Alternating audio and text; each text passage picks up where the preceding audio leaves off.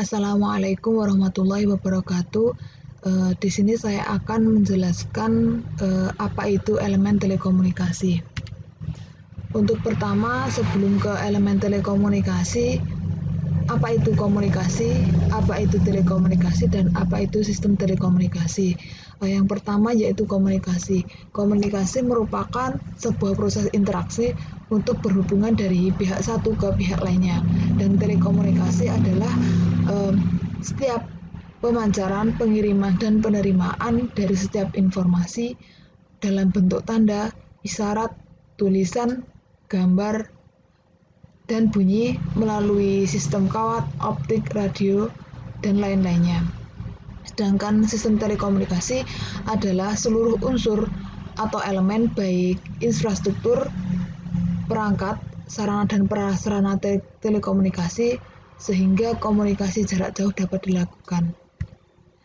Yang selanjutnya yaitu komponen pembangun sistem telekomunikasi, di mana di situ ada yang pertama yaitu informasi, yang kedua pengirim, yang ketiga media transmisi, dan penerima yang terakhir yaitu aturan atau standar. Mengapa ada aturan atau standar? Karena komunikasi di Indonesia itu sudah diatur oleh undang-undang. Konsep dasar sistem transmisi. Konsep dasar sistem transmisi itu yang mempengaruhi faktor keberhasilannya yang pertama yaitu kekuatan sinyal yang ditransmisikan, yang kedua karakteristik atau jenis media transmisi, dan media transmisi tersebut merupakan penghubung fisik antara transmitter dan receiver atau pengirim dan penerima. Apa itu transmisi? Transmisi merupakan suatu proses pengiriman atau pemindahan informasi dari satu titik ke titik lainnya dalam suatu sistem atau suatu jaringan telekomunikasi yang dibatasi oleh jarak, di mana jaringan telekomunikasi itu menghubungkan antara pelanggan dengan sentral atau sentral dengan sentral. Dan jaringan komputer itu adalah menghubungkan komputer dengan komputer atau komputer dengan perangkat lainnya seperti router dan lain-lain. Selanjutnya itu pertimbangan pemilihan media transmisi, di mana ada 5 pertimbangan. Yang pertama, harga dan ketersediaan media transmisi. Yang kedua yaitu performance dari jaringan yang dikehendaki. Yang ketiga yaitu kemampuan jaringan dalam menghadapi gangguan. Yang keempat, bandwidth dan jangkauan jarak yang tidak dicapai. Yang kelima yaitu kecepatan transmisi yang dibutuhkan. Jenis transmisi atau media transmisi. Yang pertama yaitu transmisi analog dan transmisi digital, di mana transmisi analog itu adalah sinyal analog ditransmisikan tanpa mengetahui isinya, sedangkan transmisi digital itu sangat memperhatikan isi.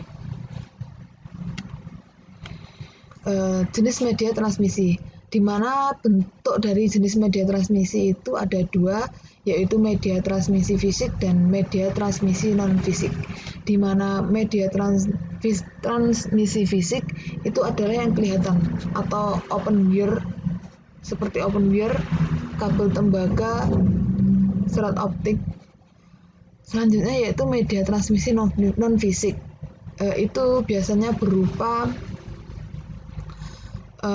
sinyal atau tidak kelihatan, satelit, dan lain-lain.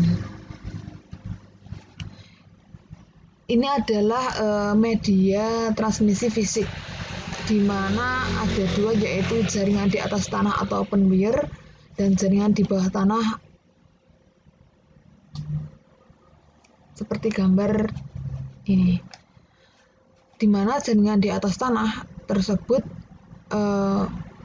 kabel terbuka tanpa pelindung dan pembungkus dan tidak bisa digunakan untuk transmisi data, mudah terkena gangguan noise dan interferensi, dan digunakan untuk komunikasi frekuensi rendah. Yang selanjutnya yaitu media transmisi non-fisik, di mana ada sentra telepon, telek data, HP, dan perangkat transmisi.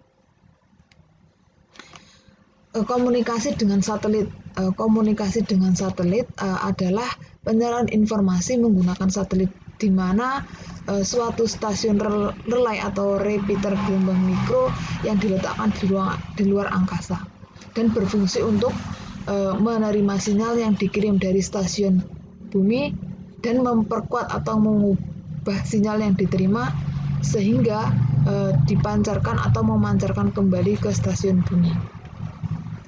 Kelebihan dan kekurangan komunikasi satelit. Yang pertama yaitu kelebihan. Cangkupannya luas dan bandwidth-nya cukup lebar, independen dan infrastruktur terestrial, dan biayanya relatif rendah untuk persitnya. Dan untuk kekurangan yaitu rentan terhadap pengaruh atmosfer dan biaya yang besar untuk upfront, dan biaya yang sama untuk komunikasi jarak pendek atau jarak jauh, dan ekonomis jika jumlah user banyak dan kapasitas digunakan optimal. Cukup sekian, terima kasih. Wassalamualaikum warahmatullahi wabarakatuh.